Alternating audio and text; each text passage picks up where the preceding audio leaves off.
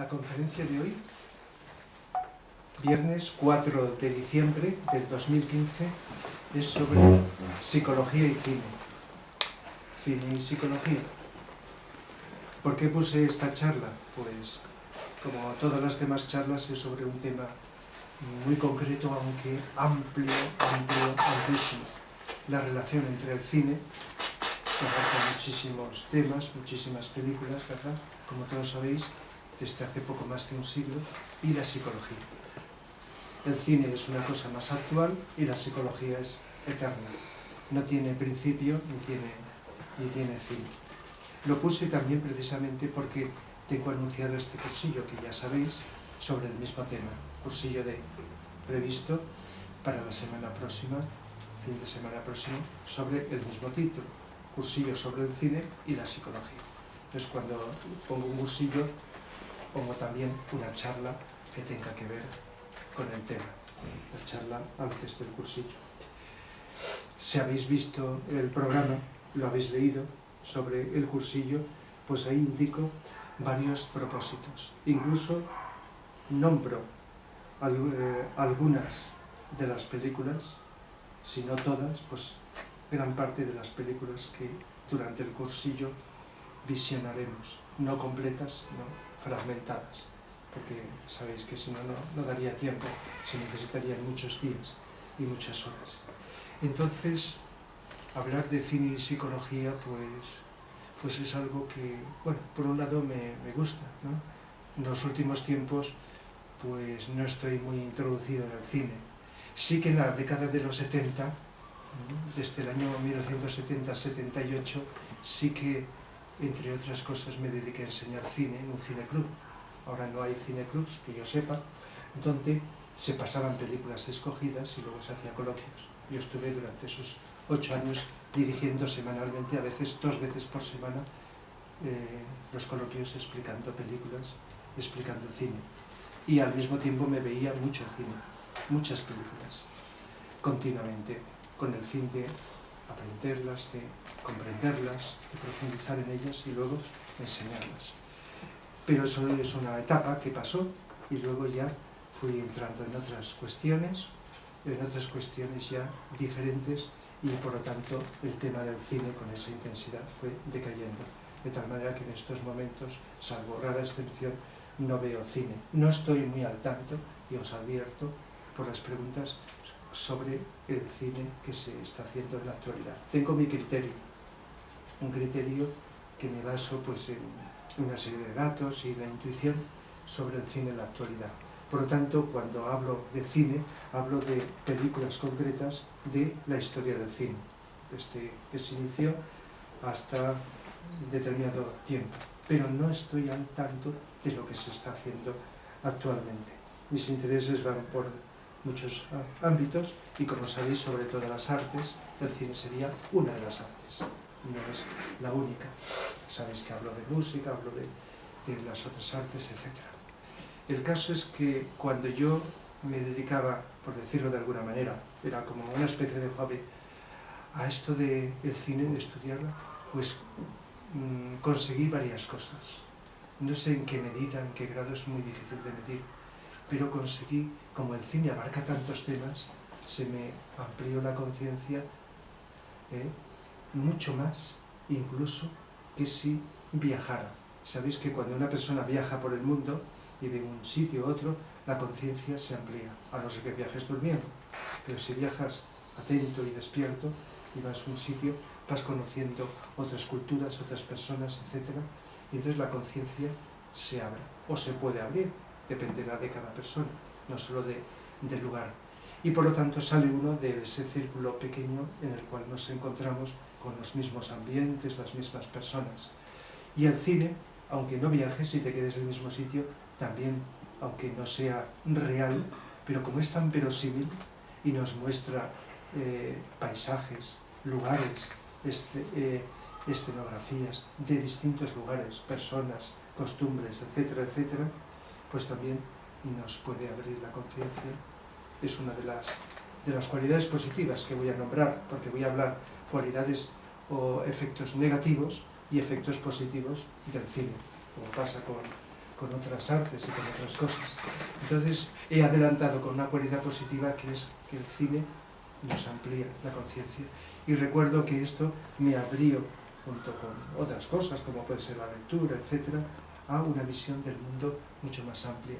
Y como el cine también trata muchos temas, y no podemos decir todos, y muchas características psicológicas, pues también podría afirmar, y seguro que a otras personas también, que me enseñó psicología. Antes de estudiar psicología, lo que se llama psicología, pues el cine me permitió comprender psicología. Y también, con lo que os voy a decir, se podrá comprender. Ver cine, según como lo veamos y según qué veamos, también nos puede permitir, pues, adquirir una serie de datos, de hechos, de facetas de la psicología del ser humano. Por lo tanto, eso también. Hay otras cosas que conseguí, pero bueno, estas son algo que puede ser común con muchas personas, que al ver cine, pues pueden adquirir estas, digamos, ventajas de poder aprender cosas. Entonces, el hecho de que los protagonistas de una película sean, salvo raras excepciones, seres humanos, y cada ser humano haga lo que haga, es cuerpo físico y mente y emociones, y a veces algo más, ¿no? Todos somos espíritu, pero se puede estar ahí bloqueado, inhibido, o puede estar expresado. Pero todos somos psicología también. Psicología entendemos aspectos mentales, emocionales, que se expresan a través del cuerpo físico. Incluso dentro de la psicología podemos incluir cualidades espirituales, cualidades más elevadas. Por lo tanto, por el hecho de aparecer seres humanos, hagan lo que hagan, aunque sean tonterías, ya hay psicología. Por eso, en cualquier película encontramos psicología, en cualquier película. Hasta en lo que se llama un documental, que es una forma de género del cine, donde se describe, pues a lo mejor, un lugar geográfico determinado y una serie de cosas, pero por el hecho de aparecer seres humanos, aunque no hablen ni los conozcamos, también hay psicología. Es decir, en las películas lo que más predomina es la psicología, porque lo que más predomina son los seres humanos. Y si son películas de ficción, pues son determinados actores y actrices que están interpretando un papel, representando un comportamiento y una manera de ser humana. Por lo tanto, primero, en todo el cine hay psicología, pero igual que hay películas que tienden a ser de unas características determinadas, como por ejemplo películas donde se destaca la historia, otras se destaca la aventura, o películas en las que se está expresando, pues, determinados aspectos de la vida, pues hay unas películas donde lo que se predomina en ellas o se destaca es la descripción más detallada de la psicología humana. Es decir, películas que podríamos hasta calificar de psicológicas, pero que se solapa con lo que acabo de decir. En todo cine hay psicología, pero en determinadas películas hay como un estudio psicológico a través del comportamiento de los seres humanos, donde podríamos decir lo que se destaca es la psicología. La psicología, un estudio psicológico más detallado, más profundo, etc. Y por lo tanto, cuando pensé en este título del cursillo, Cine y Psicología, pues pensé en escoger para este cursillo pues películas de tipo psicológico. Y pensé, si llego a hacer otro cursillo con el título El cine y la espiritualidad, o la psicología espiritual, serían películas donde además de la psicología esté de alguna forma expresada la espiritualidad o aspectos más profundos del ser humano. Igual que si pusiera un cursillo, no tiene por qué ser, con el título El cine y la filosofía, pues tendría que poner como ejemplos películas donde se destaque distintas filosofías del ser humano, porque la filosofía la vivimos y la expresamos los seres humanos, donde se exprese distintas maneras de entender la vida y el mundo. Pero como ya sabéis los que me escucháis, que psicología y filosofía están muy entrelazadas y a veces no sabes dónde acaba una cosa y empieza la otra, o dónde, qué calificativo le puede estar, pues la filosofía está incluida en la psicología. Es decir, que todo esto que estoy diciendo por separado se solapa. Yo creo que desde hace mucho tiempo, desde el principio del nacimiento del cine, que nació oficialmente en 1895, por lo tanto ya tiene 120 años.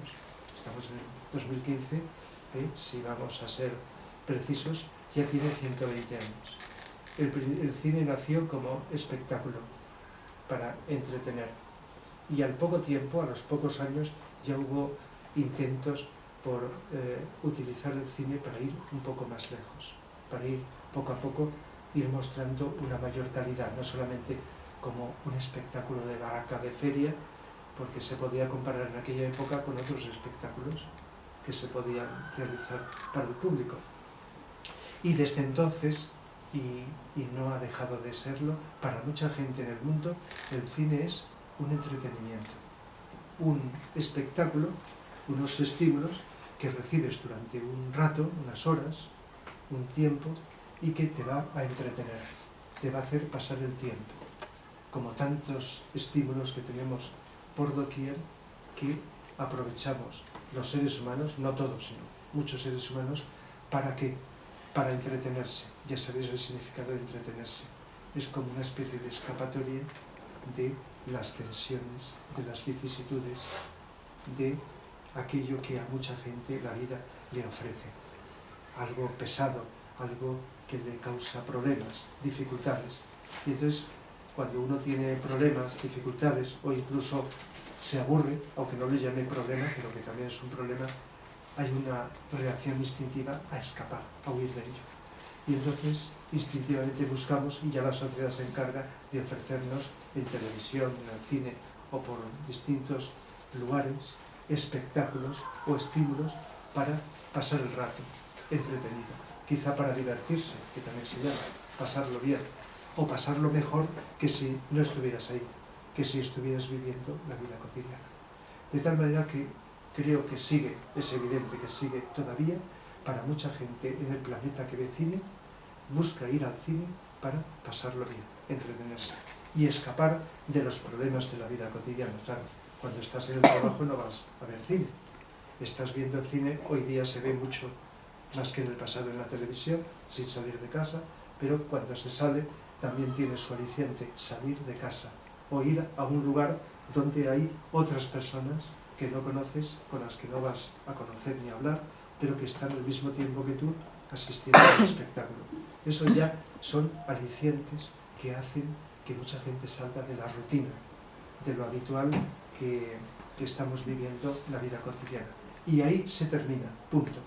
Si la película puede gustar más, puede gustar menos, y cuando se acaba la película puede dejar una impresión psicológica a otro, pero la persona ha pasado un rato, ha soñado.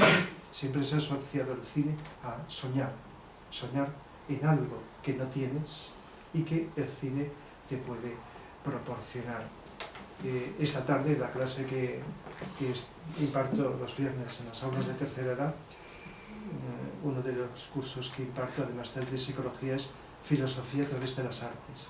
Y les he puesto una película, fragmentada, claro, porque solo hay poco tiempo, como las pongo. No entera, fragmentada. Tiempos modernos de Chaplin. Y en Tiempos modernos, lo digo porque la tengo reciente, esa película, hay un momento donde el protagonista y la protagonista es Chaplin, ¿verdad?, pues están en un momento determinado dentro de esa penuria y de esas dificultades que tienen y no tienen un techo, están soñando con una casa con una serie de comodidades que por unos momentos se imaginan, pero que no es real. De tal manera que durante unos minutos sueñan con algo que no tienen y que no van a conseguir. Y si consiguen, como así ocurre, una casa, es con unas dificultades enormes. Si la habéis visto en la película y la recordáis. Por lo tanto, es un ejemplo entre muchísimos en el cine donde los protagonistas sueñan. Pero eso es lo mismo, o parecido, por analogía, con la cantidad de gente que esté donde esté, con los ojos cerrados, pueden ser también abiertos, te pones a imaginar y a soñar en algo que no tienes. y que si es agradable te produce un placer del momento. Luego a lo mejor viene una bajada anímica, cuando sueñas en algo que no tienes, luego viene la realidad, te das cuenta y bajas. Pero durante un rato disfrutas con placer. Otra cosa es la utilidad de esto, si es adecuado, si no es adecuado, esa es otra cuestión. Pues bien, la actitud de muchísima gente en el mundo cuando va al cine, o vamos al cine, es quizá aunque sean otros los propósitos, la de soñar en algo que no es real, porque por muy verosímil que sea lo que una película expresa, son luces y sombras proyectadas en una pared o en una pantalla de televisión. Es decir, lo que estás viendo no es real, no puedes tocarlo. Ves a unos personajes y parece que sea real.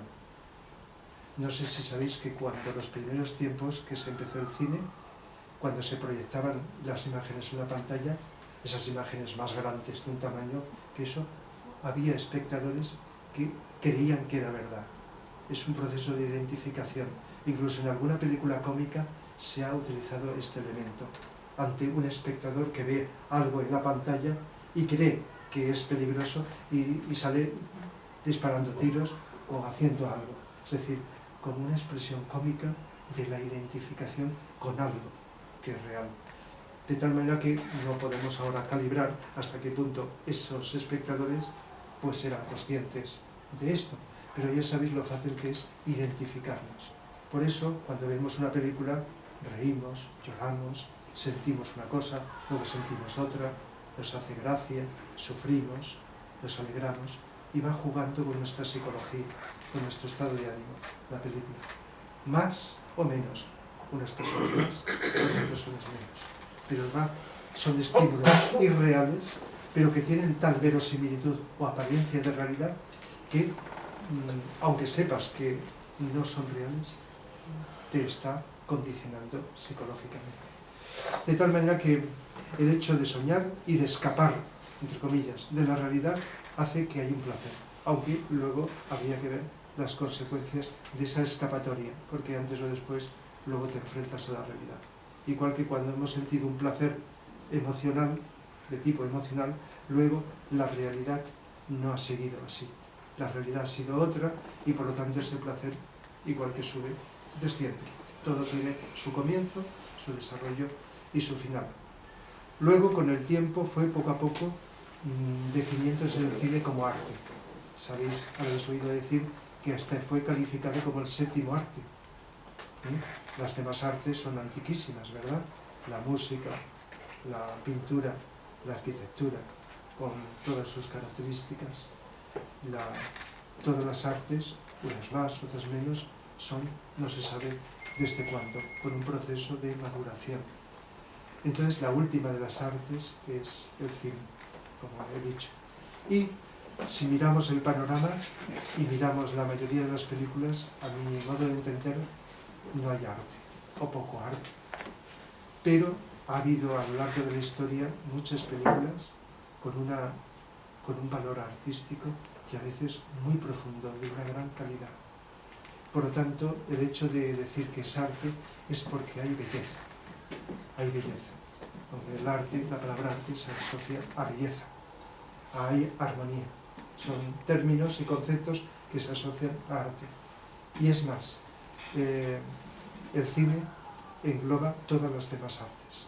A veces, si me habéis escuchado hablar de la ópera, de las óperas, digo, las óperas incluyen todas las artes, e incluso algunas incluyen el cine, últimamente. Y al cine se podría decir lo mismo. El cine incluye todas las artes, porque si hay un espacio, una escenografía, hay arquitectura. Hay unos actores que están expresándose no solo con lo que dicen, sino con su figura, con su presencia, escultura. Hay una escenografía, con una composición de los elementos, si la película está muy estudiada, de situarlos en un sitio u otro. No solo porque aparezca un cuadro, sino porque esa escenografía está imitando el arte de la pintura, donde no solamente hay color, sabéis que hay películas en blanco y negro, películas en color. La iluminación también se utiliza en el cine, y la escenografía, y la composición, igual que un cuadro, el pintor busca poner una cosa en un ángulo, otra en otro, y situar los objetos con una estructura determinada, en el cine también. Y si la película está muy estudiada, la composición también lo está. Por lo tanto, la pintura está influyendo en el cine. La literatura es evidente. El cine se parece en muchos aspectos al teatro. A veces se ha dicho que surge como inspirado en el teatro, con la diferencia que ya sabéis, el teatro es directo y el cine es algo filmado, y muchas películas hasta se les califica de teatrales porque se le da mucha importancia a los diálogos y menos a la imagen. Por eso tienen una influencia teatral. Es distinto, pero se parece mucho al teatro. Igual que cuando hemos hablado de ópera hemos dicho, la ópera es una obra de teatro cantada. En lugar de hablar, canta. Algo así.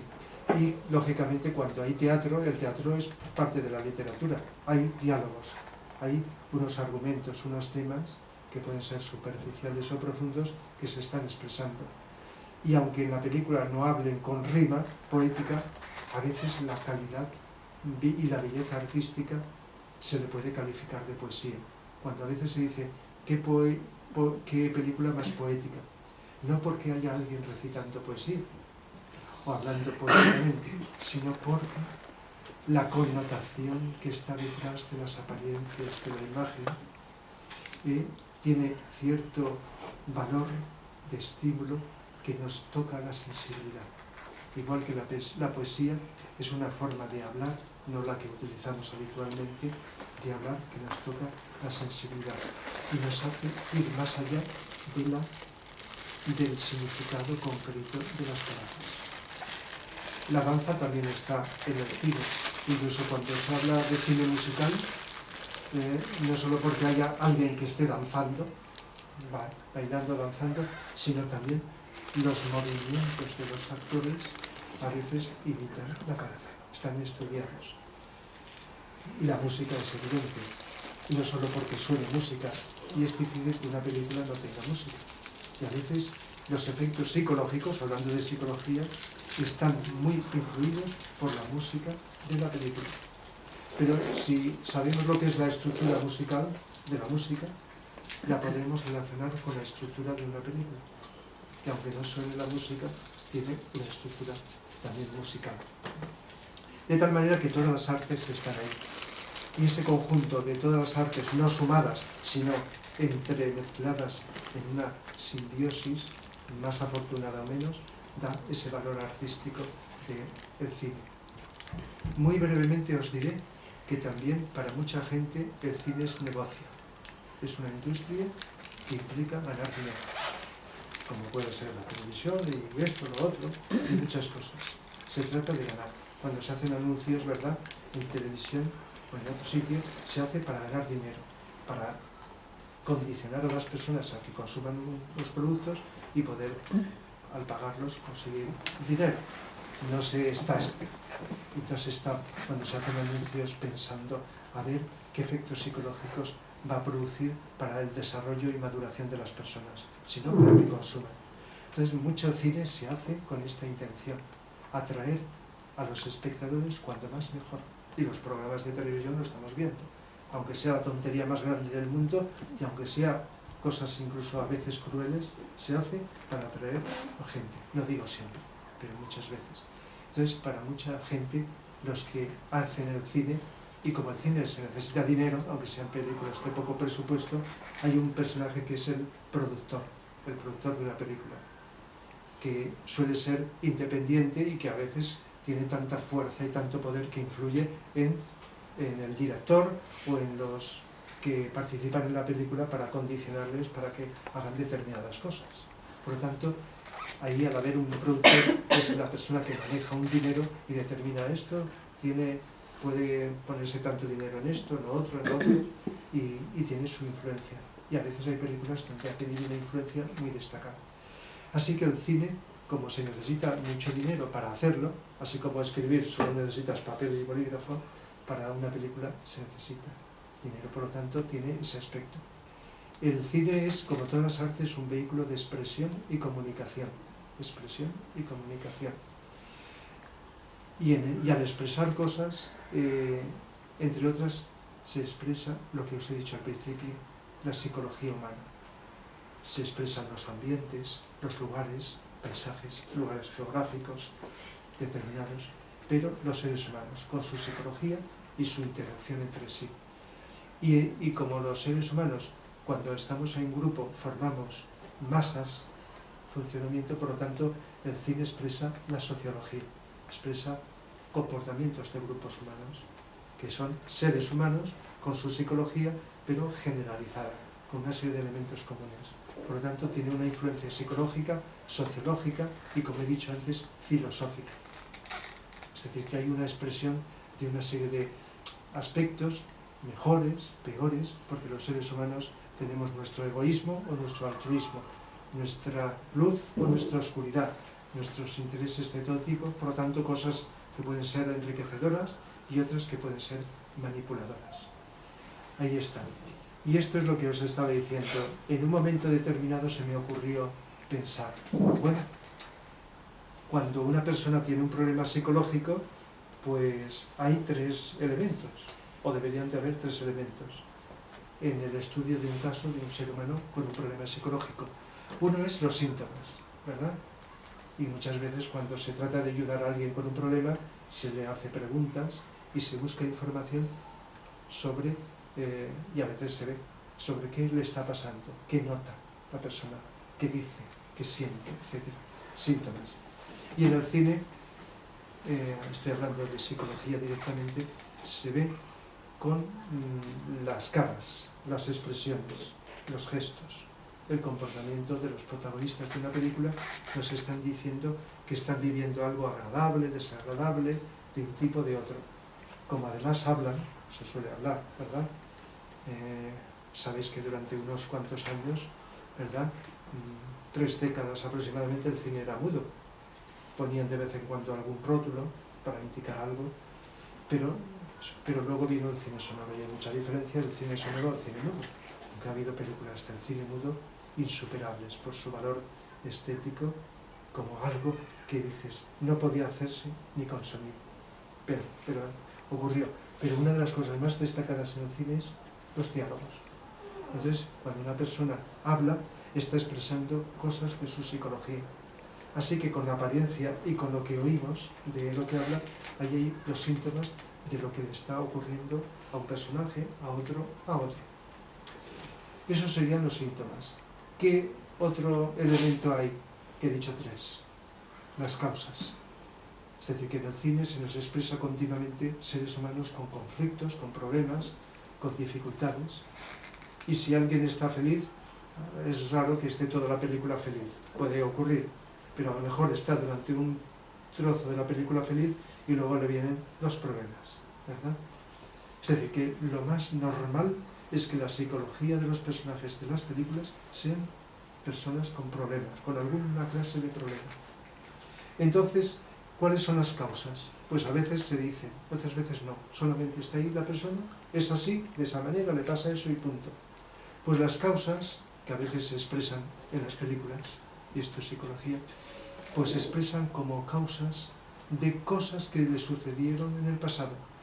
Pueden ser traumáticas o pueden ser simplemente pues algún acontecimiento que ocurrió, o un estilo de vida con el cual día tras día fue condicionando a esa persona a vivir ese problema. Y esto a veces sale, ¿cómo sale en el cine? Si sale con imágenes es con lo que se llama un flashback, es un retroceso al pasado.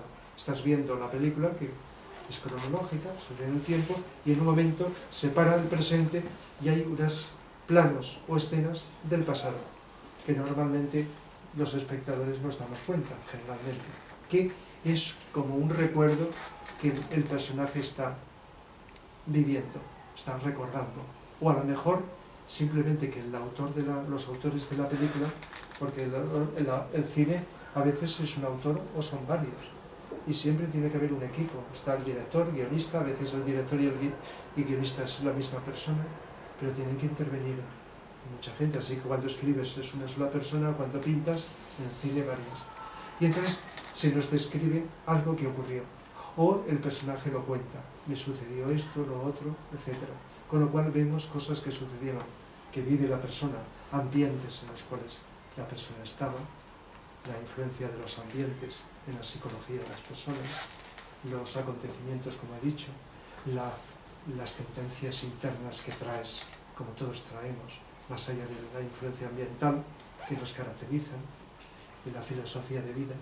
Es decir, que a veces se explica muy poco o nada, y otras veces con más profundidad, causas anteriores que han llevado a alguien a vivir un estado psicológico. Y tercer factor, la solución de un problema.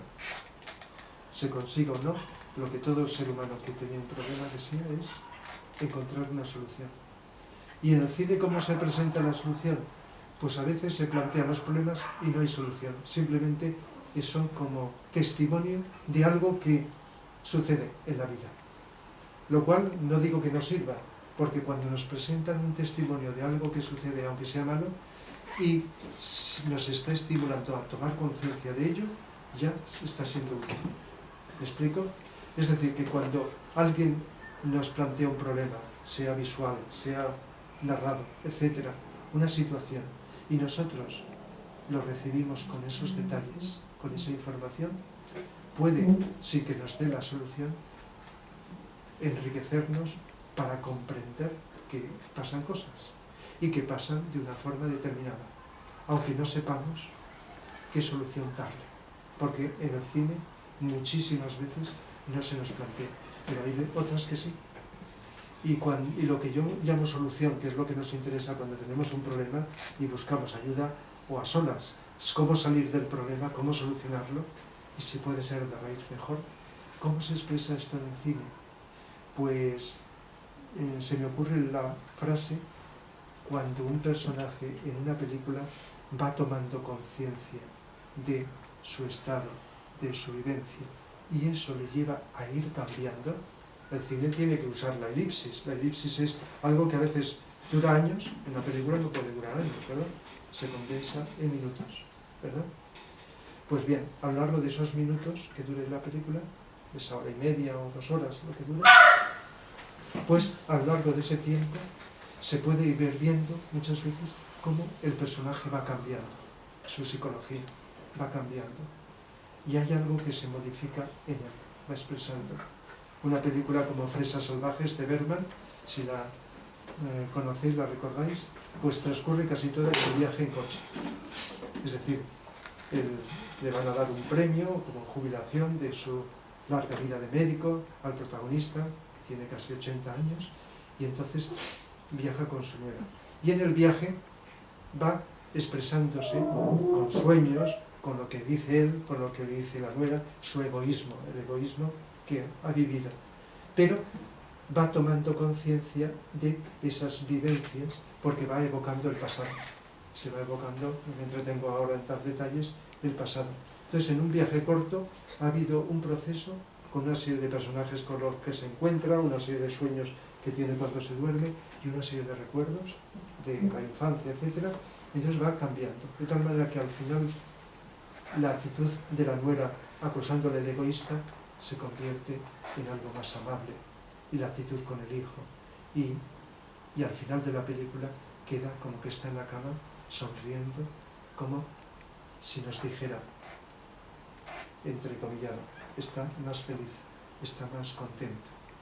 Es decir, como que ha encontrado algo que no tenía. Es decir, ha ido tomando conciencia de algo, ha evolucionado. Igual que El pequeño salvaje de François Truffaut, está basado en un caso real de un niño que durante unos años pues, fue abandonado en una selva y sobrevivió, sin contacto con ningún ser humano. Sabéis que esto ha sucedido en algunos casos. Y cuando lo encuentran está como sea salvaje. Y el doctor Itard, repito que esta película es una descripción basada en el diario de un caso que ocurrió en Francia, realmente. Pues nos va describiendo cómo el doctor se hace cargo de él y lo va educando y va cambiando y se va socializando, se va introduciendo. La película se acaba como en un momento determinado, como que la cosa continúa. En la realidad tengo entendido de que ese muchacho no sobrevivió mucho, murió.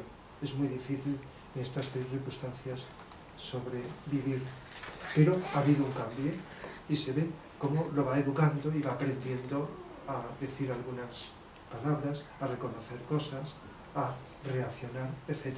Se va viendo en poco tiempo que dura la película como un proceso de cambio y de transformación. De tal manera que ha habido una evolución, es decir, una toma de conciencia. Cuando digo toma de conciencia, a veces está con mayor o menor grado los tres elementos básicos: la luz, el amor y la voluntad. La luz es darte cuenta, conocer y comprender más. El amor es expresarlo, es decir, amar más a los demás. El caso de Europa 51 de Roberto Rossellini, Europa 51, es una gran película de las que destaco entre otros, como estas que estoy nombrando. Pues ahí la mujer tiene un hijo, es una clase acomodada, y el hijo, ni ella ni su marido le hacen mucho caso. Un niño, un hijo, un niño.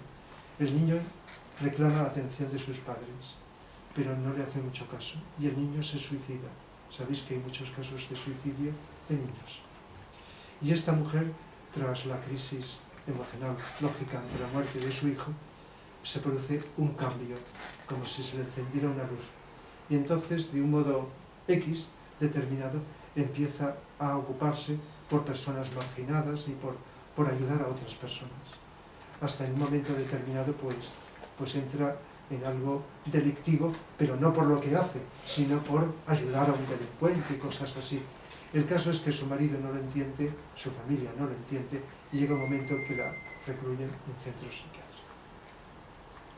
Pero ha habido un cambio de conciencia de esta mujer, ha habido una evolución, y nos habla de que siente amor.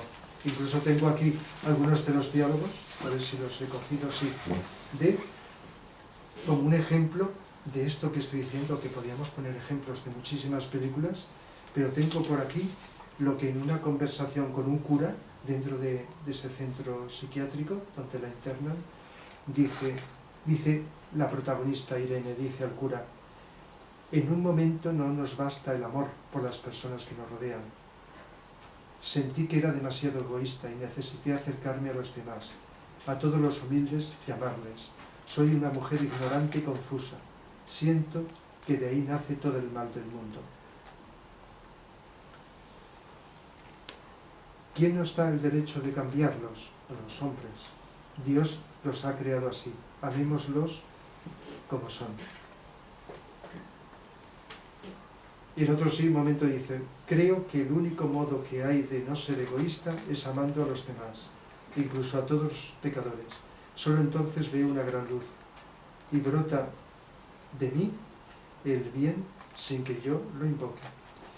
El caso es que esta actitud de esta protagonista de esta película, Europa 51 de Rossellini, pues vemos esto que os decía, una luz que se le va encendiendo y una actitud de amor que va manifestando, y por supuesto la voluntad para poder hacer, aun equivocándose, aquello que siente en su conciencia.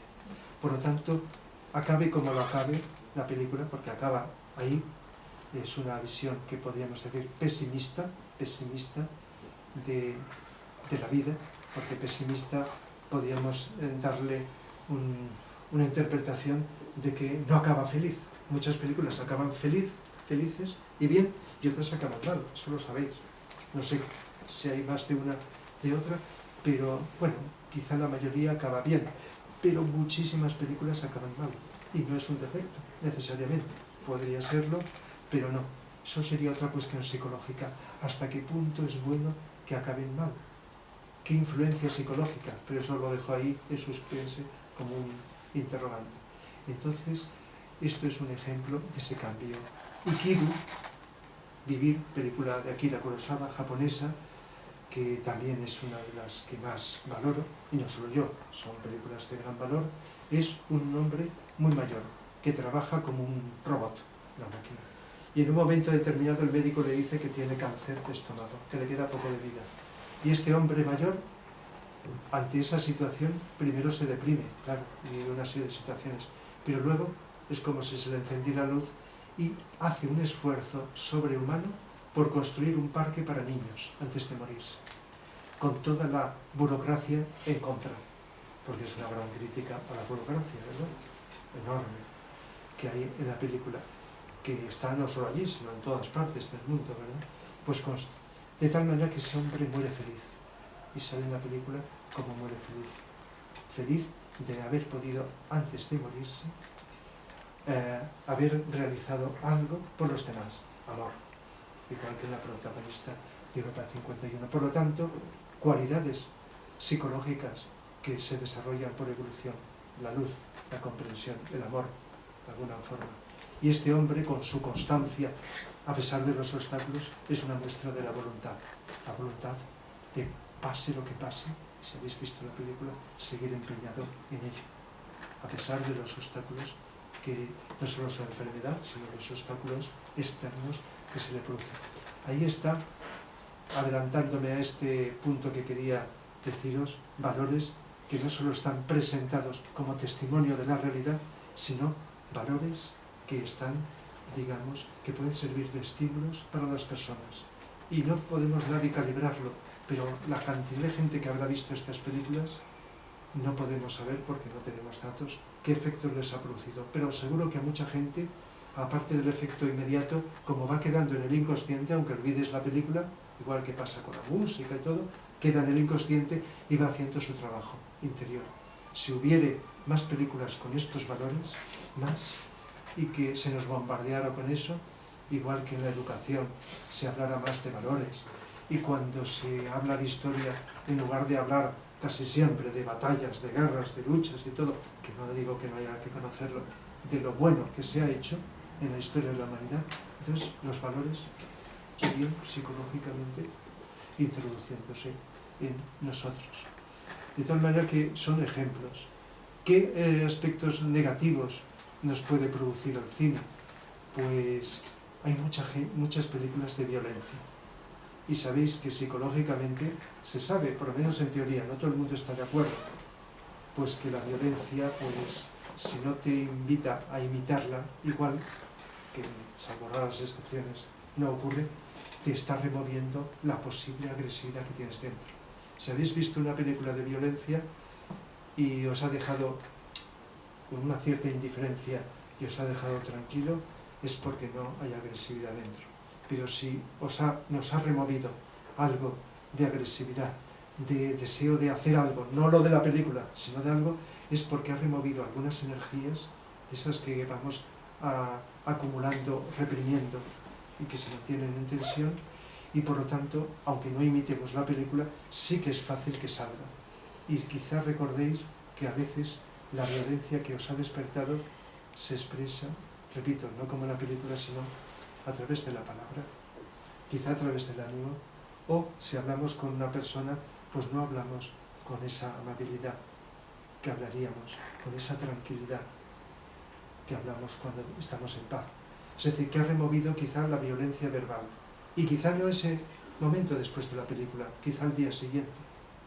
Igual que algo que nos sucede un día, a lo mejor nos ha removido algo y lo expresamos, aunque nos olvidemos de ese acontecimiento, al día siguiente, ¿verdad?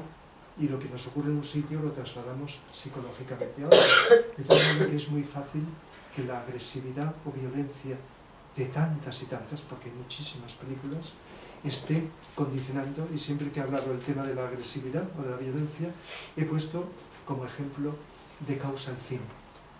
Y también la música moderna, que es uno de los estímulos mayores de la violencia en el mundo, y otras cosas, y las frustraciones, en fin, los ruidos también ambientales nos desestabilizan el sistema nervioso, y entonces se está haciendo mucho daño. El cine violento, aunque incluso pueda estar aparentemente justificado, entre comillas, como un proceso que está ahí como testimonio de la vida, porque en la vida hay violencia y agresividad por doquier, está contribuyendo, sin decir que tanto por ciento, porque lo ignoro, a alimentar la violencia en determinados seres humanos. No en todos, y por supuesto por igual.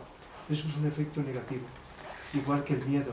Sabéis que un cine muy atractivo para millones de espectadores es el cine de terror.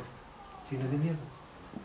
Porque hay un proceso psicológico que, aunque el miedo es algo que rechazamos, pero como está asociado a ciertas vivencias biológicas, emocionales, entonces se busca vivir eso a través de un espectáculo que puede ser una película de terror.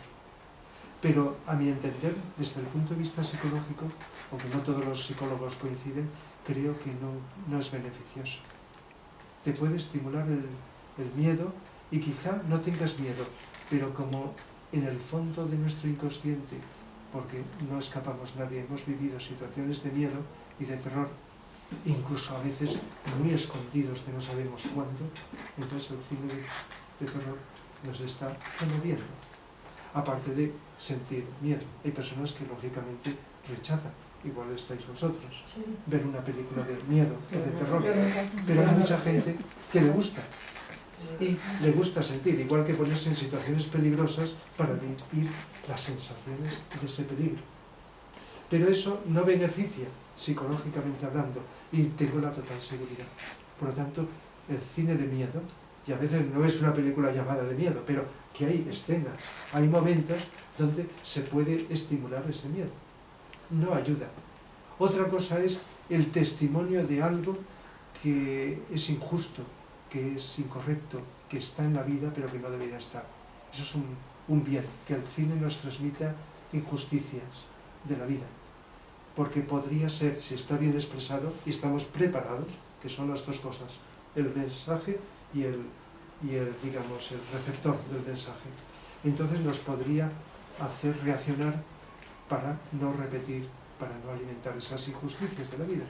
Cine testimonial de injusticias, de cosas que son desagradables que pasan en el mundo, puede tener su utilidad siempre que las aprovechemos para aprender y para reaccionar contra las injusticias. Otra cosa es cómo reaccionamos, ¿verdad? Porque a veces el que quiere ir con toda la mejor voluntad de su entender contra las injusticias, lo que está haciendo es alimentarlas, ¿verdad? Y es frecuente. Mucha gente, no solo hablo del cine, sino en general, intenta reaccionar contra algo que es injusto, pero utiliza métodos inadecuados. Y entonces lo que hace, en lugar de ayudar a paliar esas injusticias, ese sufrimiento, lo que sea, está como alimentándolo. Son cosas que, si tuviéramos una buena educación psicológica, las tendríamos en cuenta. Así que la violencia, el miedo, la avaricia, porque a veces se nos presenta, igual que los anuncios, algo que se nos está invitando a tener, pero como no podemos tenerlo, se crean frustraciones, o se estimulan los deseos, como los anuncios, ¿verdad? Están buscando estimular los deseos del cuerpo emocional. Y además están tan estudiados. En unos segundos te dura un anuncio, ¿os habéis dado cuenta a veces las horas que pueden utilizar para estudiar hasta lo más mínimo? Geometría, color, sonidos, palabras, imágenes, luces, etcétera, elementos, para unos segundos que dura un anuncio, y los millones que se gastan, si no tuvieran unos efectos, no lo harían. Es decir, que los estudian mucho, los anuncios, para estimular el deseo y que la persona, como no saben a quién va, si lo necesita o no lo necesita, consuma eso y por lo tanto poder vender y ganar dinero. Esto ya lo sabéis de sobra. El caso es que el cine negativamente puede estimular esos aspectos negativos. Hay mucho cine emocional, estimula las emociones. Y las emociones, si no las sabemos controlar, las sabemos transmutar, pues nos está perjudicando. Cine que incluso puede ser atractivo porque te hace remover tus sentimientos. Quizá llores o no llores, pero remueve tu sensibilidad emocional. Eso así. Películas de televisión, de cine, etcétera, donde eso. A veces eso es parte de la vida, pero aparte del testimonio que os hablaba, están los efectos que puede producir psicológicamente. Recuerdo que en 2 capítulos del libro que escribí sobre la depresión puse como causas de las depresiones a veces pues determinadas películas de serie, de televisión, por ejemplo, en cine también lo expliqué, de estas series que remueven esto. Incluso expliqué los elementos lingüísticos que se utilizan en el cine y los elementos y argumentos, etcétera, para estimular eso. Y si te remueve mucho en la parte emocional, pues ¿qué ocurre? Y un día y otro día, pues entonces te desestabiliza emocionalmente, lo cual puede llevar a una depresión, a crisis depresiva o a otra cosa, pero te está perjudicando psicológicamente. Son cosas a tener en cuenta. Eso que atrae la atención, y si son series, pues acaba y te deja en suspense para seguir en otro capítulo, y en otro, y en otro. Y a veces dices, ¿y qué lección nos está dando? Te preguntas, cuando lo que está haciendo es remover, y remover, y remover, y atraerte como hipnotizado sobre eso que está sucediendo. El caso es que hay aspectos negativos y aspectos positivos. Antes os he hablado que el cine nos puede permitir, si lo sabemos hacer, abrir nuestra atención y nuestro interés. Fijarnos en cosas que pasaban desapercibidas por el despiste con que vivimos. Nos puede estimular la atención, como otras cosas, la atención. ¿Y qué ocurre cuando estamos atentos viendo una película? Que no nos identificamos tanto con lo que ocurre.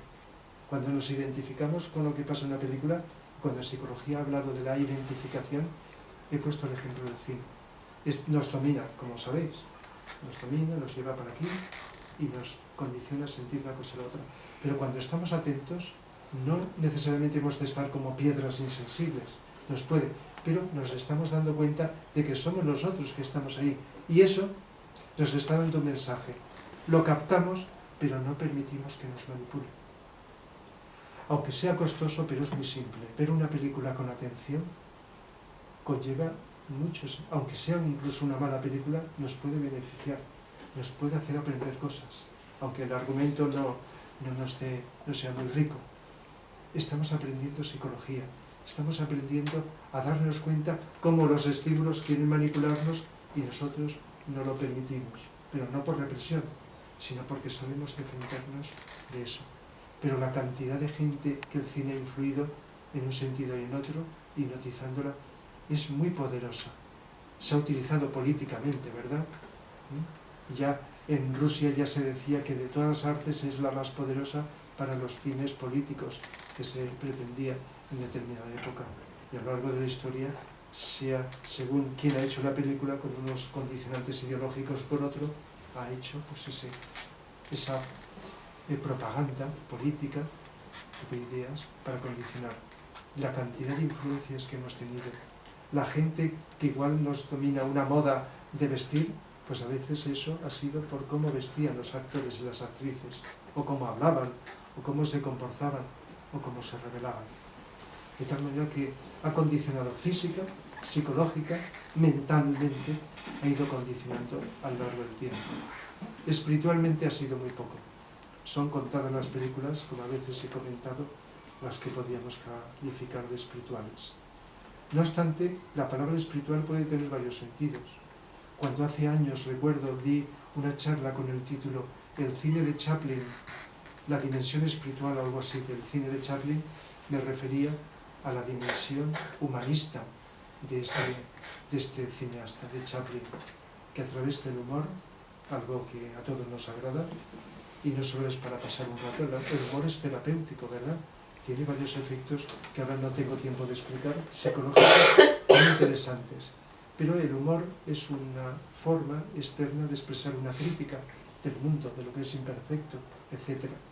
Y además de ese humor, de esa gracia que todos habéis conocido, porque no hay nadie que no conozca, quizá las nuevas generaciones, porque ahora se ve menos de esto, no conozcan ciertos valores del cine como el de Chaplin, pues recordaréis el aspecto humano, ese aspecto humano de buscar el bien, de ayudar, etc. Eso es espiritualidad, no ciertos temas que también pueden serlo, ¿no? Ciertos conocimientos, sino ser humano y ayudar por compasión a alguien que lo necesita y buscar, ver, mirar y comprender al ser humano directamente. Entonces, pues hay una cantidad de valores. El cine de humor distiende, relaja, te libera, y eso es agradable para todo el mundo. Pero si a eso añades lo que os estaba diciendo de ese aspecto humanista, entonces se sobrevalora este aspecto. En fin, yo mirando el programa del cursillo, pues he puesto varias películas que tienen una relación muy especial con la psicología. Hay una que no sé si conoceréis, de Roman Polanski, es ya antigua, se llama Repulsión. Es una película que hace muchos años se hacía en Arte y Ensayo, de estas que no era comercial. Repulsión, no sé si alguien la habéis visto, donde es un caso de enfermedad mental de una muchacha que lógicamente llega al asesinato. Es una película cruel, una película muy pesimista. Entonces, solamente se esboza esto que os he dicho, trauma de la infancia, solamente esbozado, no por lo que cuentan, sino por una fotografía que nos sugiere, muy breve, y una serie de elementos simbólicos como la religión, etcétera, condicionantes de una represión sexual, etcétera, y esta muchacha nos la describe Polanski con detalles, cómo va deteriorándose cada vez más hasta llegar a ese punto, ese clímax de crueldad. En esta película no hay solución. Muere ella, cometen crímenes y ahí se termina. Es un proceso testimonial de lo que puede ocurrir, no de lo que ocurre habitualmente, porque las personas que llegan a esta situación son escasas, son reales. Se puede llegar con enfermedades mentales al crimen, pero a diferencia de lo que cree la gente es una minoría muy minoritaria. ¿Y la mayoría de las enfermedades mentales de los seres humanos son digamos, pacíficas, no llegan a esto. Pero va expresando muy bien la película, está muy bien hecha, todo este proceso, con detalles, con reacciones, etc. Sería testimonial de una serie de síntomas, poco de causas y ninguna solución. Y yo me planteo, ¿esta película cumplió una función? Pues puede cumplirla, pero veo muy por debajo de otras donde tras un problema psicológico hay una solución. El mismo Hitchcock también tiene varias películas donde trata el tema psicológico. La que más me gusta de él es Recuerda, una película del año 45, Recuerda, donde el protagonista tuvo un trauma y entonces cada vez que ve una serie de líneas revive ese trauma. Es decir, que hay un trauma que está en el inconsciente, entonces determinados signos, como ocurre en mucha gente, le evoca sin que lo sepa esa situación, pero lo va resolviendo, va tomando conciencia y al final pues lo consigue resolver. También es un testimonio psicológico, a diferencia de Psicosis, que es una de las películas más famosas y para mucha gente pues ya sabéis, el plano o los planos de la lucha es lo que más queda grabado, lo más cruel, un asesinato. Eso es lo que ha quedado grabado en la imagen, la mente de muchísima gente. Y describe muy bien el caso de un desdoblamiento de personalidad, cosa que tiene también que ver con la realidad, aunque el cine presenta la realidad mezclada con la fantasía, tiene que utilizar. Pero en Psicosis no vemos solución. Ahí hay unos asesinatos, etc. Y se termina. De tal manera que, para mi entender, el cine de Hitchcock o de algunas películas, si me permitís que lo diga con toda mi libertad, lo veo negativo. Muy bien hecho. Es de los cineastas más meticulosos, más matemáticos y más perfectos. Un cine impecable técnicamente. Pero, ¿y los efectos psicológicos? Me planteo yo. Los críticos de cine pues valoran los aspectos técnicos, pero no sé si habrá, me imagino que sí, no valoran tanto los efectos psicológicos que pueden producir en las personas. Y sin embargo yo, tras aquella etapa, fui entrando en comprensión, como seguimos, y esto no tiene límites, de ir comprendiendo el ser humano. Aunque a veces entiendo más el cosmos que la psicología humana, porque no hay por dónde cogerlo, ¿no? Somos tan retorcidos y tan raros que no hay por dónde cogerlo. Pero recuerdo que mi visión psicológica del cine ha ido cambiando. Hay cosas que entonces y ahora se consideran obras maestras, las veo de efectos negativos, efectos muy bien hechas, pero estoy pensando, fijaos, no en los valores estéticos que los pueden tener, sino en los efectos psicológicos sobre las personas. Por eso en el capítulo que dediqué al cine en la depresión, en el libro sobre la depresión, si lo habéis leído, veréis que hablo de películas maravillosas. pero que si las ve una persona susceptible de deprimirse, se deprime más. Si estás viendo Muerte en Venecia, una de las películas que más vi en mi vida, me la sabía de memoria, plano a plano, maravillosa estéticamente, pero pesimista. Y esa película la pongo como ejemplo de una película depresiva. Depresiva en el sentido, no solo porque el protagonista está deprimido, sino porque con sus características psicológicas te puede llevar a una depresión o a alimentar una depresión o una situación depresiva o pesimista. Igual que 2001, una odisea del espacio, que parece que no sea psicológica, pero hasta la primera secuencia, la primera parte, el amanecer del hombre, si lo habéis visto, donde no hay seres humanos, bueno, hay unos monos. Según la teoría oficial, pues parece que descendemos, cosa que no es así, pero que descendemos de los monos. Algunos sí, pero en general no descendemos de los monos. Entonces, no hay, pero hay psicología. ¿Y sabéis por qué? Si recordáis, porque todo el mundo la ha visto, 2001, una odisea espacial. Porque se va viendo cómo progresivamente la reacción de los primitivos, en forma de mono, van teniendo ante los animales y van aprendiendo la agresividad. Hay una reacción. Incluso es muy filosófica, tiene una serie de cuestiones. Pero ves la película y si uno está, repito, triste o deprimido, igual que cuando escuchas una música sublime, pero de ritmo lento, te está invitando a creer, más que a subir. Hablo en general. Por lo tanto, hay que llevar mucho cuidado. Igual que a veces digo, hay que llevar cuidado en elegir una música si quieres salir de una situación, no la que te apetece, pues también las películas. Y una película maravillosa, desde un punto de vista, puede ser negativa o de influencia psicológica, más negativa, visto desde otro ángulo.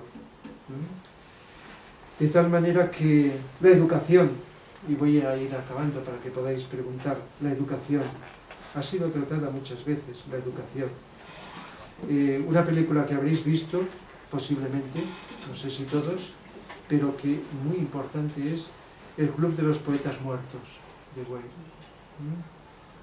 Es una película donde en una institución inglesa de jóvenes que están educándose, preparándose para la universidad con su disciplina y restricción, pues vemos pues, lo que está sucediendo. Y aparece un profesor fuera de lo normal, como si viniera de otro planeta, y entonces se quedan los alumnos sorprendidos, porque adopta un tipo de educación distinto de lo que, no solo allí, sino en todos los sitios.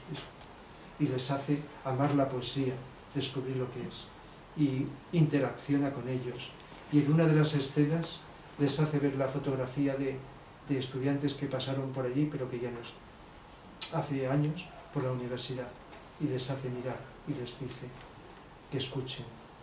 Y dice la frase, carpe diem, carpe diem, en latín, vivir el presente, vivir el momento. Les está diciendo, fijaos, con una frase que dura unos segundos, les está invitando a que no desaprovechen su vida, sino que vivan el momento. Lo que tendría que hacer todos los profesores del mundo para cambiar la sociedad, a sus alumnos, de la edad que sea, que aprendan a vivir el instante, el momento, que salgan de las estructuras condicionantes que están muy anquilosadas y es una de las cosas más retrasadas que tenemos en el planeta, la educación en el mundo, no solo aquí, sino en general, más o menos. Vivir el momento, descubrir algo nuevo. Uno de los alumnos, por la influencia de los padres, condicionadores, llega al suicidio, etc. El caso es que, recordáis, si habéis visto la película, al final lo despiden, lógicamente, lo tienen que despedir. ¿Y cómo es la despedida? Pues cuando coge sus cosas de la clase y se marcha, y el director está diciendo que se marche pronto, los alumnos lo despiden, lo digo porque no lo he visto, poniéndose en pie, en silencio, encima de los pupitres de las mesas. Son de esas escenas, esas que se pueden escoger de aquí y de allá, antológicas, que pueden pasar a la historia del cine. De esas cosas que dices, sin palabra, solamente muy breve, él despidiéndose, dando las gracias a los alumnos y ellos simplemente poniéndose de pie, como diciendo, esto ha dejado una huella, aunque tengan que seguir otra vez un cambio, una transformación, aunque tengan que seguir como seguían, como estaban antes. Y Matar un ruiseñor de Mulligan, si lo habéis visto, maravillosa, no solo por la educación de este abogado, sino por la defensa de un caso de racismo de un negro en Estados Unidos. ¿Sabéis cómo han vivido, o en parte, aunque vaya cambiando, viven, ¿verdad? Los racismos y las injusticias y los jurados como condenan con frecuencia injustamente a los condenados, etc. Igual que 12 hombres sin piedad, de esas películas antológicas donde vas viendo, fijaos el proceso, toda la película transcurre en una habitación donde 12 miembros de un jurado tienen que dictaminar sobre la inocencia o culpabilidad de un muchacho. Y al principio, menos uno, todos lo consideran culpable. Pero acaba la película y hablando, reaccionando con agresividad unos con otros y dialogando, van cambiando el veredicto. Al final es una cita, ¿sabe? Es una de esas películas que te deja una huella y aunque la veas 1000 veces, se te va marcando. Cómo va evolucionando y una lección que tenemos que aprender todos los seres humanos. Cómo estamos condicionados por los prejuicios. Tenemos un prejuicio de que porque nos han dicho tal cosa, es culpable. Y no tenemos ni idea, y sin saber si es verdad o no, ¿verdad? Culpable o una opinión cualquiera de un ser humano. Estamos tan cerrados que nos cristalizamos con eso y pues nos podemos pasar el tiempo que sea pensando como si fuera la verdad, cuando ignorantes de nosotros no sabemos una cantidad de cosas ni nos las hemos cuestionado. Y por eso cuando vas profundizando en la vida, cada vez juzgas menos. Tienes que discernir lo que está bien, lo que está mal. Pero eso de decir esto es así o es así, lo vas evitando. Porque somos tan complejos que los prejuicios de la mente nos cristalizan y nos condicionan bastante. En fin, se han hecho muchas cosas y no sé si estuvisteis, pero hace poquito tiempo, no sé, 2 años o así, no recuerdo, 3, dediqué una conferencia de los viernes a hablar de la película El árbol de la vida de Malik. El árbol de la vida. Una película de estas modernas, de las poco que he visto en la actualidad, del cine actual, especial. Una película que cuando están proyectándola hay parte del público que se sale. Dice, ¿qué rollo? ¿Esto por qué?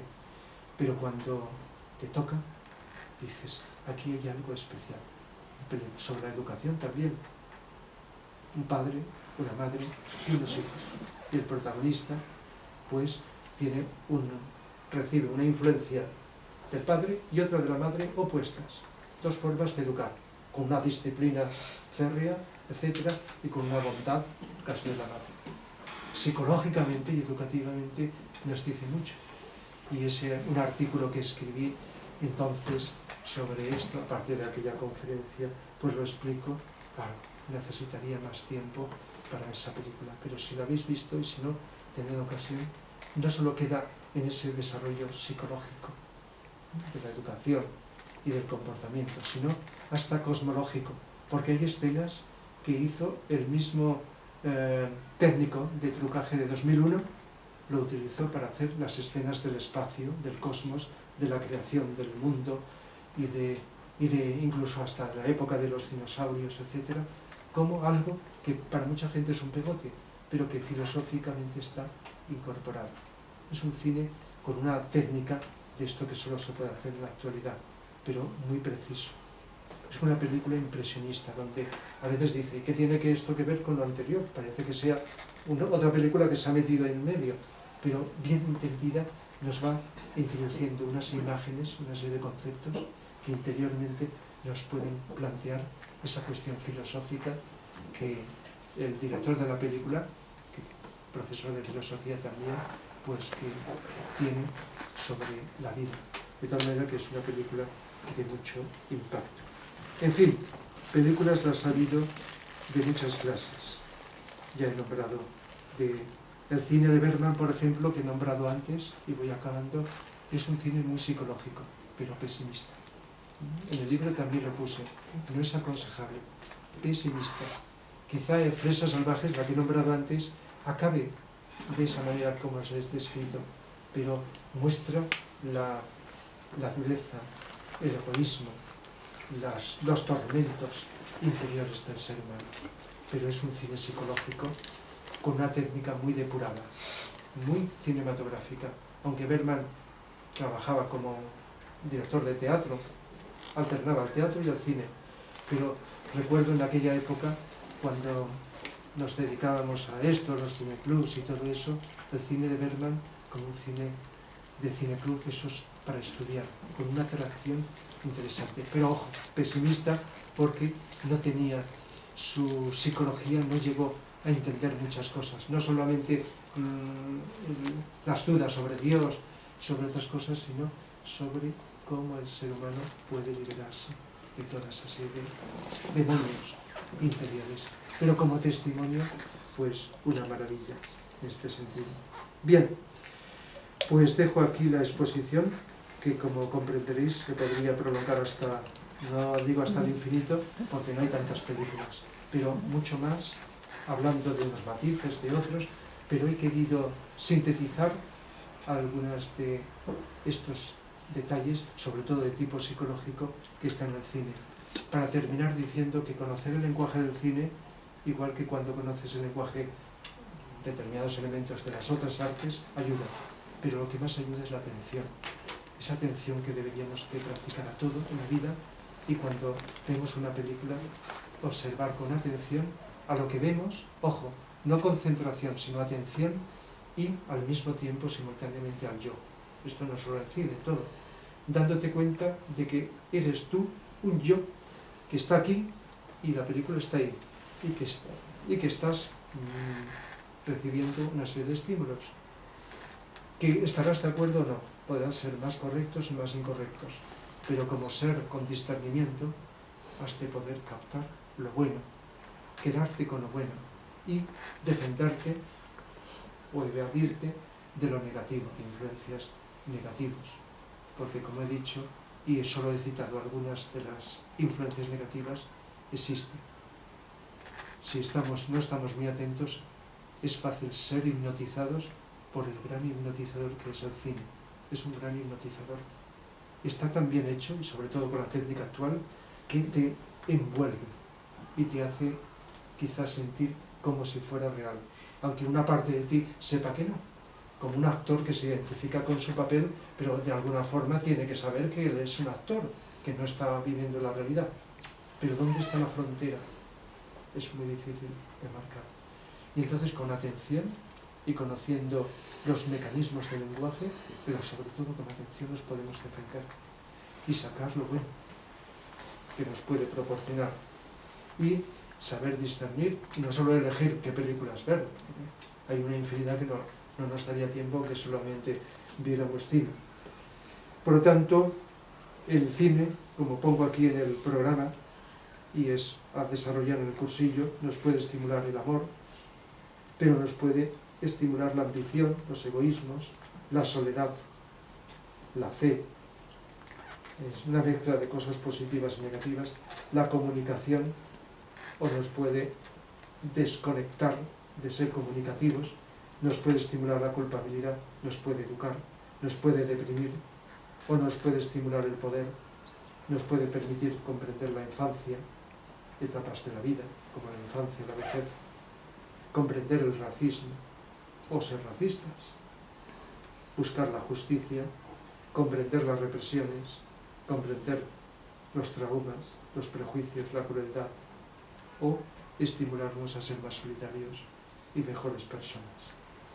Eso es lo que así en síntesis, para no alargarlo más, puedo deciros sobre algo que, repito, es mucho más amplio de lo que acabo de explicaros sobre el cine. Está ahí y está disponible para cualquier ser humano. Solo con una televisión hoy día, sin salir de casa, ya podemos ver a todas horas películas y películas. ¿Tenéis la palabra? Has comentado películas o directores que serían contrarios, que son pesimistas y que podrían ir más ¿y cuáles? ¿Habrían algunas que podrían sacar a una persona así de la depresión? televisión? ¿En qué podría? Optimista. Sí, os voy a decir una que además la tengo puesta aquí y que no he nombrado. Es una película que suelen poner en televisión por Navidades. Casi siempre. Ya sabéis cuál. Qué bello es vivir. Además, qué bello es vivir. La puse también en el capítulo del cine, en el libro, Qué bello es vivir. Pero, aunque uno crea que la ha visto una vez y otra vez, que la conozca, tiene más miga de lo que parece. Y utiliza elementos fantásticos que, si le das la vuelta, se podría ver desde una dimensión más profunda. Es más profunda de lo que parece. Tiene aspectos muy importantes. El protagonista es un ser desde pequeño solidario. Os recuerdo, porque lo habréis visto seguramente todos. Muy solidarios, que ayudan a lo largo del tiempo. Y hasta el final. Ayuda y tiene un sentido de la justicia, más que...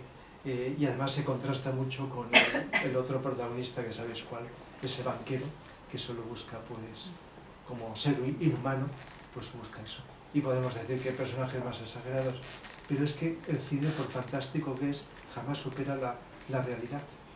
Y ni el cine, ni cualquier novela, ni nada, por fantástico que sea, se queda muy corto con la realidad del mundo. Es decir, los maestros en algún momento dicen que la fantasía humana es muy... lo digo con mis palabras, porque tengo poca memoria y no puedo citar las palabras idénticas al pie de la letra, que la realidad supera con creces, y con bastantes creces, toda la fantasía humana. La realidad quizá la que no conocemos, y quizá la que podamos conocer. Porque crueldad hay, decimos que ser más cruel, que ser más egoísta, pero es que eso que aparece en una película como un ser egoísta está en la realidad y además mucho más. Están. Y seres solidarios, pues, y mucho más también. Es decir, que la fantasía o el cine no llega a superar la realidad. Entonces, en esta película el protagonista tiene eso y una serie de vicisitudes que en un momento se ve mal y se deprime. Por eso la puse, se deprime. Pero el ángel que desciende es la parte fantástica, ¿no? Aunque como lo veamos, a veces es más real de lo que parece. Le pone en una situación para que se dé cuenta de que si él no hubiera existido, otros tampoco hubieran existido y no hubieran ocurrido cosas. Es decir, que un ser humano, si no existiéramos, crearíamos un vacío. Y eso es una cosa a reflexionar muy interesante, que por poca cosa que nos veamos y por inferiores que nos sintamos, somos indispensables en el mundo.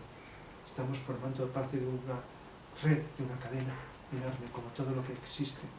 Y entonces reacciona y entonces es optimista, como recordaréis. Es una película que es optimista y te anima si uno está deprimido a salir de una situación difícil. Y además hasta la ley de causa-efecto. Ayudas a los demás, lo que pasa es que a veces en la vida la causa y el efecto están un poquito distanciados, ¿no? Y uno ayuda y ayuda y no le viene resultados, ¿no? Pero en la película se ve la ayuda a los demás, luego le viene a él cuando lo necesita. Al final, la ley de causa-efecto, la ley del egoísmo en contraste con la solidaridad, etcétera, la ayuda de un ángel, que se puede interpretar de muchas maneras, que intenta, que se arroja para que él lo salve, y entonces al salvarle está haciendo un acto. La cantidad de veces que la vida nos pone en situaciones difíciles para que despertemos la solidaridad. Y no sé si habéis pensado que quizá las cosas que están sucediendo, esas negativas y desagradables, las que pueden venir, son no solo por la ley de causa-efecto, sino que pueden favorecer el despertar, porque está bastante dormido todavía mucha gente, no en todos, la solidaridad humana. Cuando ocurren cosas desagradables, buscamos eso que de otra manera no conseguimos, ser solidarios, unirnos por una causa común, etc.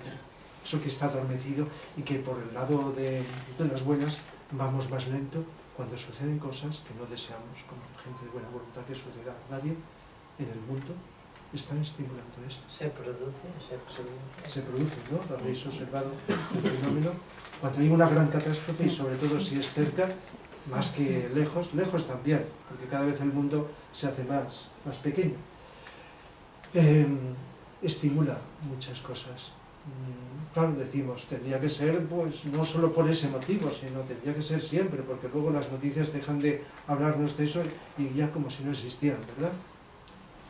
Pero algo, y aunque sea lentamente, tenemos que despertar esos potenciales. En fin, estaba diciendo cosas que también en esta película, no sé si coincidís conmigo, aunque llega a hacerse ya tópica, porque se ve muchas veces, pero a mi entender es muy buena. Igual que Mary Poppins, si la habéis visto, y es muy criticable por la crítica, pero yo la veo maravillosa, Mary Poppins. Mary Poppins, la habéis visto, ¿verdad? No solamente por las canciones, la música, etcétera, sino también el aspecto educativo, aunque no tenga esa profundidad. Y además también está estimulando también una serie de valores. Es decir, que ahora solo me lo digo así, de unas palabras, pero viéndola, pues viendo este detalle, este y este y este. Es decir, que hay una serie de valores que están ahí, en cine que a veces llamas infantil. Y no he hablado de películas espirituales, o que podríamos encuadrar dentro de una simbología más desconocida, más profunda del ser humano, en este sentido, ¿verdad? Pero ya que, aunque la conferencia era sobre psicología, pero todo psicología, pues por decir algo, para mí, si tuviera que hacer una lista, no la he hecho, pero la podía hacer enseguida, como otros han hecho, críticos, etcétera. La película más valorada de todas las que hay.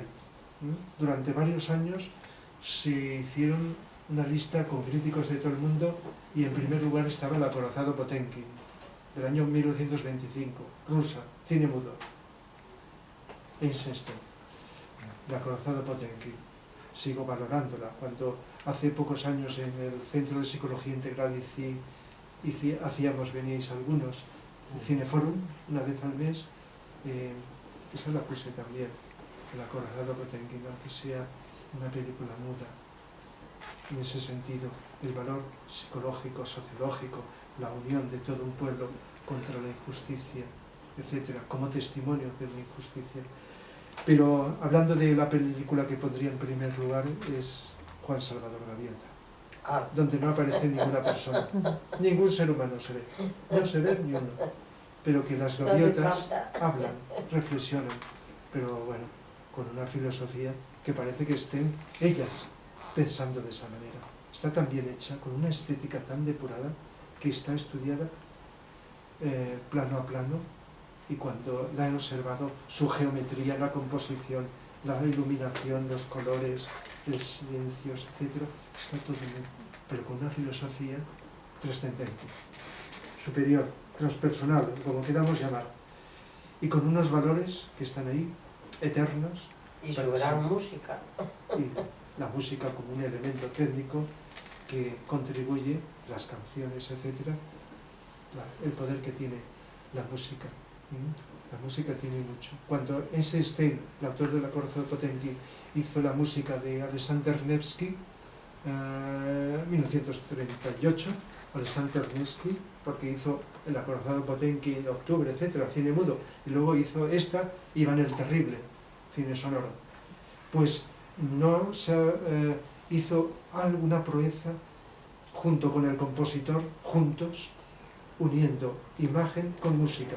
De tal manera que había planos donde la música sonaba de una manera y se veía la composición de las nubes del cielo, o de los soldados en una batalla, en la preparación de una batalla. Alexander Nevsky, la compenetración de música e imagen fue algo meticuloso. Por supuesto, y en Iván el Terrible también, este sentido. Sí. De tal manera que se han hecho cosas muy estudiadas técnicamente. Pero gran parte del cine, pues creo que no hace falta ni estudiar de director de cine para poderlo realizar. Es una cosa que se hace de un modo artesanal y a veces mal hecho, muy mal hecho. Es decir, que se han hecho cosas muy estudiadas, como las demás artes. Y hay cosas que, igual que hay pinturas que es coger botes de pintura y lanzarlos contra un lienzo, y lo que sale es un cuadro que se pone en un museo y es lo que más se ve. pues hay películas que se han hecho en los recortes.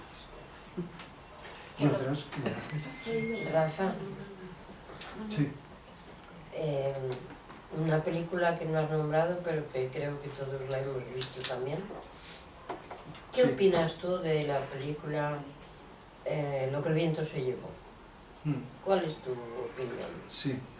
Lo que el viento se llevó. La protagonista es una egoísta. Y en un momento, pero es un ejemplo de voluntad. Estimula la voluntad. Es decir, la fuerza que tiene esta mujer para, sea cual sea su ética, para luchar contra las dificultades, estimula. De tal manera que si la ves con esa atención que os decía, estés o no de acuerdo con su comportamiento, su ética, etcétera, pues una de las cosas que nos puede estimular es, digamos, la energía de voluntad. Que no se deja hundir. Que no se deje hundir. Que pase lo que pase, tiene que salir. Igual que tendríamos no solo de los problemas, sino de las dificultades de la vida cotidiana, con esa energía.